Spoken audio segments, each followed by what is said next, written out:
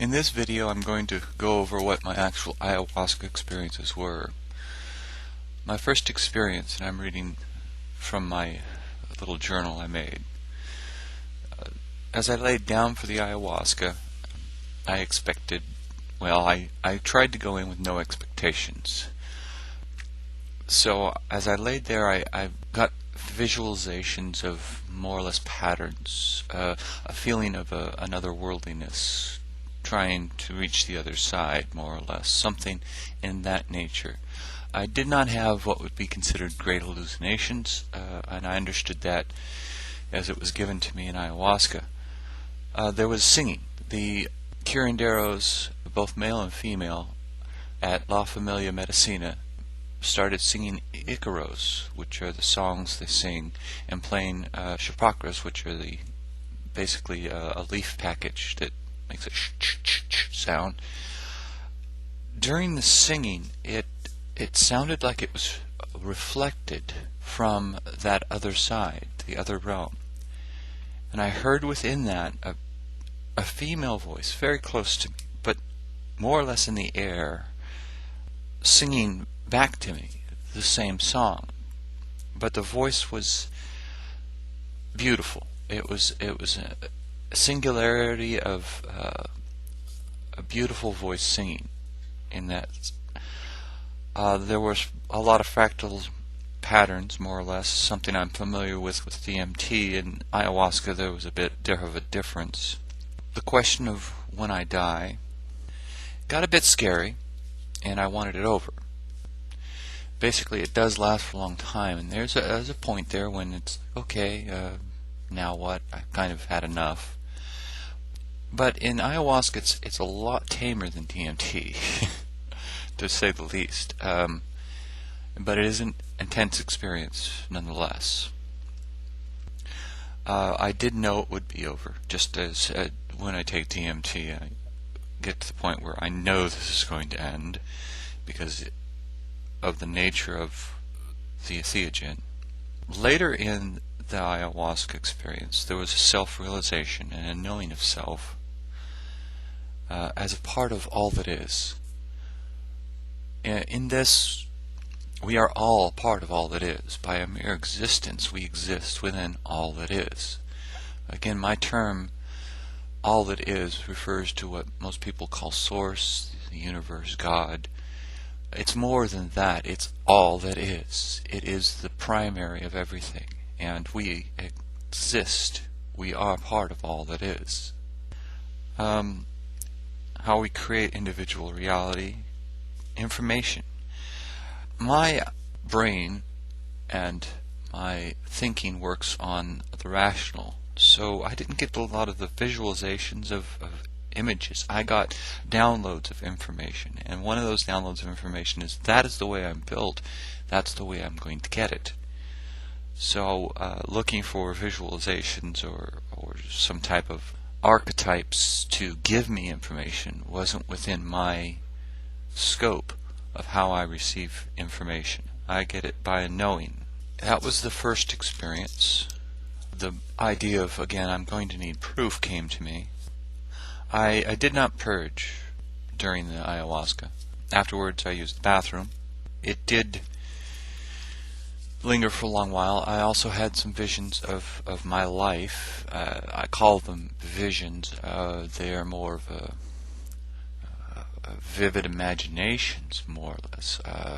I won't say in the sense of hallucinations. They weren't quite in that framework. They were dreamlike in nature more than they were a type of a vision.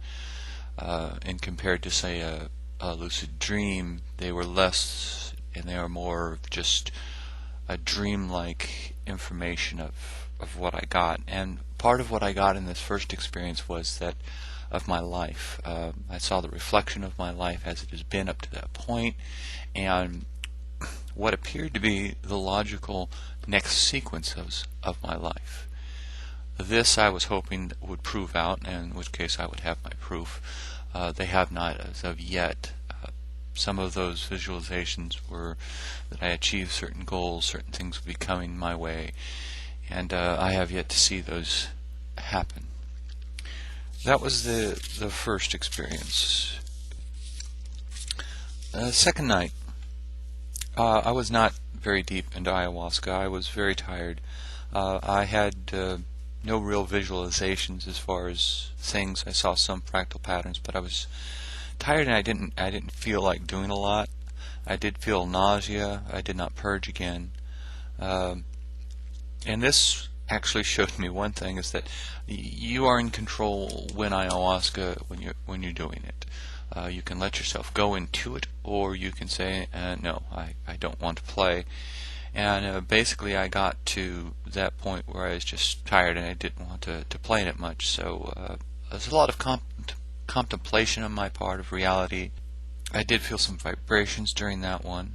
Later on, after I actually got up from the ceremony was over and I went to bed to sleep, is when I had the odd state of consciousness. It was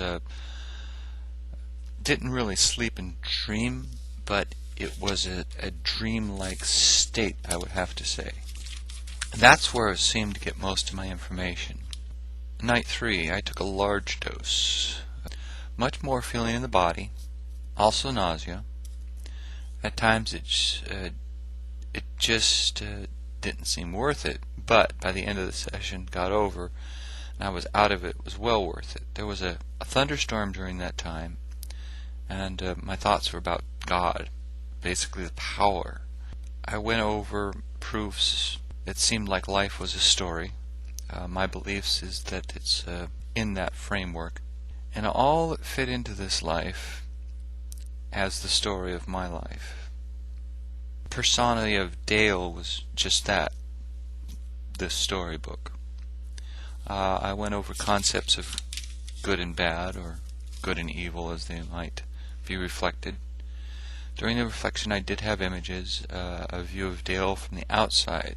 Thoughts of my mom also came to me with some understandings, no words. And thoughts of how this world made form, the metaphysics, God, the power. Even envisioned the nuclear bomb as far as power, when that idea came to me, and what man can harness his power, but there's a power it's beyond that.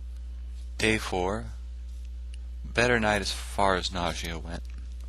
Some changes of conscious focus. Later I had thoughts of me, observer, and the information. What this was is there was the idea, I am the awareness, but there has to be something to be aware of, in the sense I can be aware of myself, obviously, but for an interaction there's me, the observer, and that's observed, and that even goes for the idea of thoughts. I have a thought, but then I observe the thought. So I was trying and wrestling with the cognitive understanding of who the observer and what I was in that sense, and what the observed was, and how the two related. As information came through, I was going in and out, all of this, and how beliefs filtered that which is observed. Each person, reality is their own, and the perception from their accepted beliefs. Day 5. It was amazing. I went into an hallucination this time. It was very similar to a lucid dream in that sense, and because I was familiar with lucid dreamings, hallucination didn't bother me any. I was interested in it. Visualizations. But I felt someone close to me. I didn't see anything. All I saw was, when I was in that state, patterns, plants. The idea of the snake for ayahuasca actually to me turned to a portion of an energy that was snake-like. It just had ripples of energy around it. I looked at my hand in that hallucination. My physical hand was on my side. Then there were beautiful lights, streaks. After this I went into creating my reality, and this looped for some long time. Afterwards I felt my part of all it is, what further could be, then a love of all creation and experience. This is going to be difficult to describe in the least.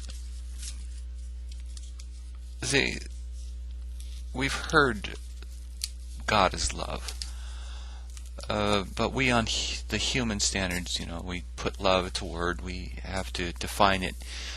This was an experience that of love of creation, of love of experience, of being, of the experience of every experience to have its actuality, to have a being, to have existence. I would say the glory of God, that I went to bed and I dreamed about creating my reality. So those were primarily my experiences on ayahuasca.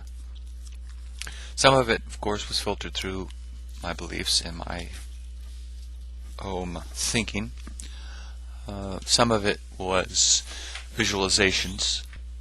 I even saw the famous eye tunnel, more or less, but to me it looked, instead of my comprehension of it, instead of eyes, they were cells within a tube. And a lot of jungle imagery, which make me wonder exactly where some of the information comes from. Is it just my mind playing on the DMT?